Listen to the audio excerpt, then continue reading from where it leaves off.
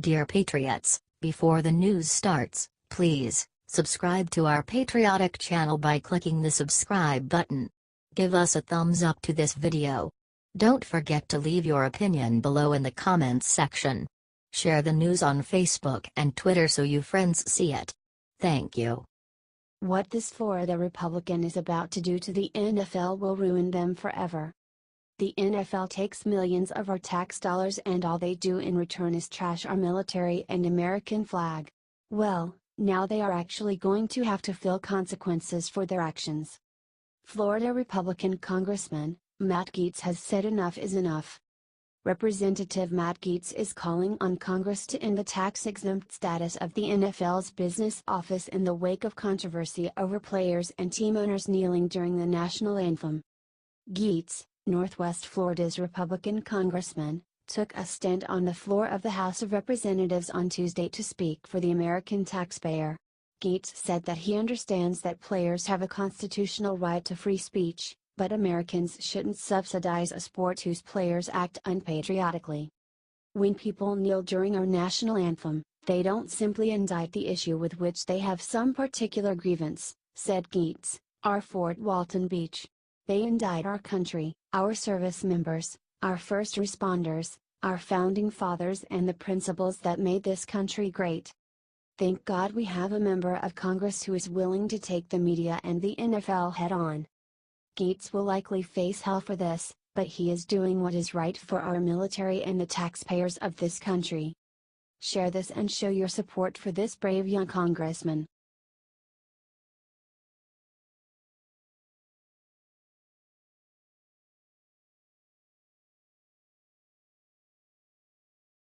Young black girl walked up to Mike Pence. What he did next made the entire room scream. Vice President Mike Pence traveled to Las Vegas to respect the victims and honor the heroes after the deadly mass shooting. He called the shooter pure evil. The most amazing thing happened when he left the stage, though. This young girl walked up to him and did something incredible. This is something that the media will absolutely not show you. We have a wonderful vice president we have. It's so sad that the modern day media can't ever show this side of our vice president. He also gave a marvelous speech. On Sunday night, Las Vegas came face to face with pure evil, Pence said during brief remarks at the Las Vegas City-wide Unity Prayer Walk. But no evil, no act of violence will ever diminish the strength and goodness of the American people. 58 people were killed and 500 were injured. It was a very sad day in Las Vegas. The Bible tells us that the Lord is close to the brokenhearted, and this will be our prayer for all of you, Pence, accompanied by his wife, said. We do mourn with those who mourn and grieve with those who grieve. But we do not grieve like those who have no hope. Because heroes give us hope. Share this video everywhere to show the soft, sensitive side of our vice president. We need to get this out because the mainstream media certainly won't.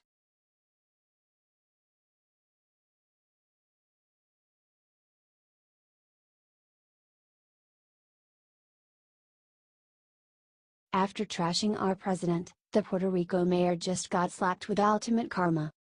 Puerto Rico's governor has now launched an investigation into food and water supplies after Hurricane Maria. If you remember, the only thing that the San Juan mayor brought to Puerto Rico was TV crews. Ouch! Governor Ricardo Rossello then promised that there will be hell to pay for any mishandling of supplies after the hurricane. Rossello said that 65 to 75% of drinking water has been restored. We're still, obviously, needing to do more. So, for example, we know we're delivering food to all of the municipalities, and water. There were some complaints that water in some places was not getting to the people, so I ordered an investigation, Rossello told the network. If there is a place, a locality that is not delivering food to the people of Puerto Rico that need it, there's going to be some hell to pay. It would seem that he is referring to the San Juan mayor who didn't even have the decency to meet with federal officials over hurricane relief efforts, said Daily Wire. This woman is a DNC doofus. Get this out there if you are glad that she is finally gonna get her due.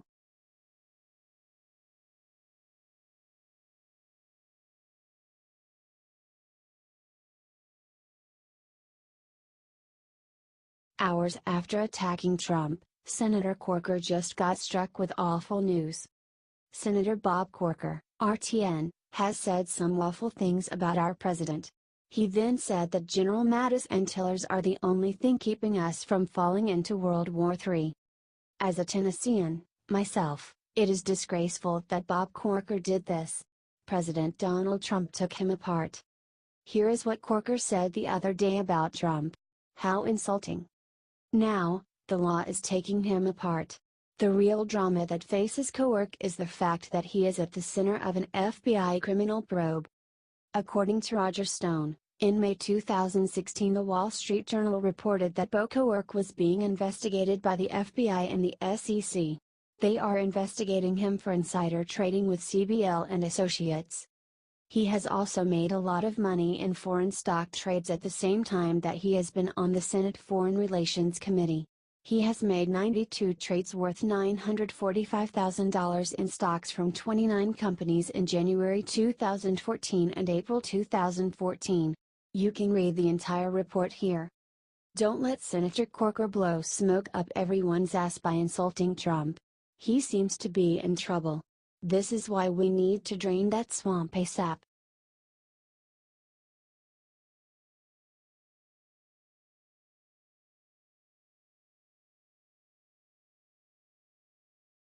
Two people commit suicide at Obama's new home. See why inside. Congratulations are due for the Obamas. They found a new home, and it's not the White House. After being evicted from 1600 Pennsylvania Avenue last January, the Obamas have been on the hunt for a new permanent home. Their latest find, however, has a dark past, according to Fox News. Two people have killed themselves there in the last 30 years. The first suicide at the NYC home occurred on July 22, 1988. On that day, Anderson Cooper's brother, Cooper Carter, leapt to his death off a 14th-floor balcony. 4 months before his suicide, Cooper was said to be acting strangely.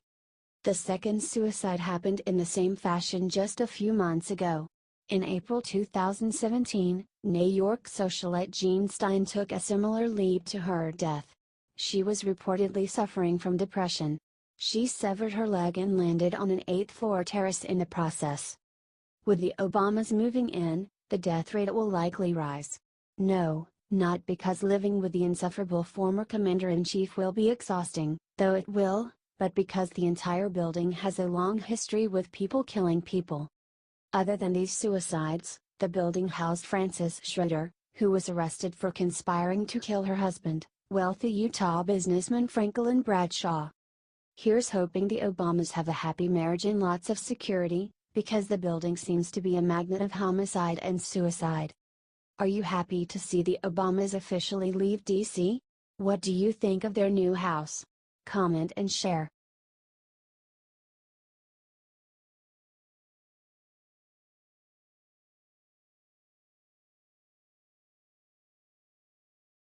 Ivana Trump calls herself First Lady, Melania slams her with epic statement.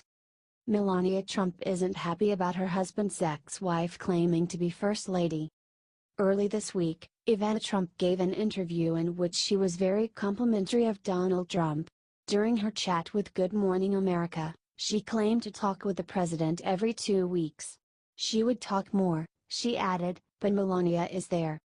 I don't want to cause any kind of jealousy or something like that because I'm basically first Trump wife, Ivana said. I'm First Lady, okay? That last bit isn't sitting well with the actual First Lady. This is unfortunately only attention-seeking and self-serving noise, Melania's communications director, Stephanie Grisham, told Fox News. Mrs. Trump has made the White House a home for Barron and the president.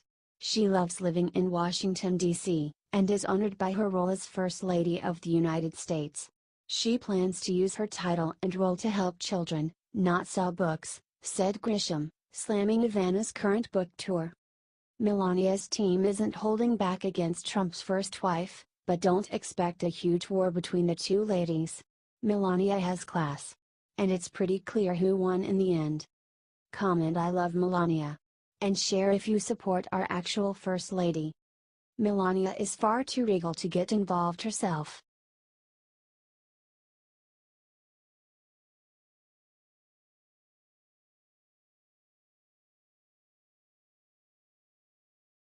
Uh-oh.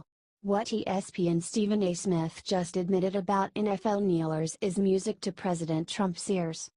This Sunday, Vice President Mike Pence showed true respect for our military by standing up and leaving an NFL game when players took a knee during our national anthem. As expected, Vice President Pence was instantly attacked by leftists, especially those at ESPN. The issue was discussed on ESPN's First Take Monday morning, and one broadcaster was forced to admit the truth that has liberals furious. Trump is winning. Stephen A. Smith admitted that Trump has successfully hijacked the issue and is winning the national anthem argument. The president has successfully gone about the business of hijacking the issue, Smith said, complaining that President Trump has turned a protest that was supposed to be about police brutality into a debate about patriotism.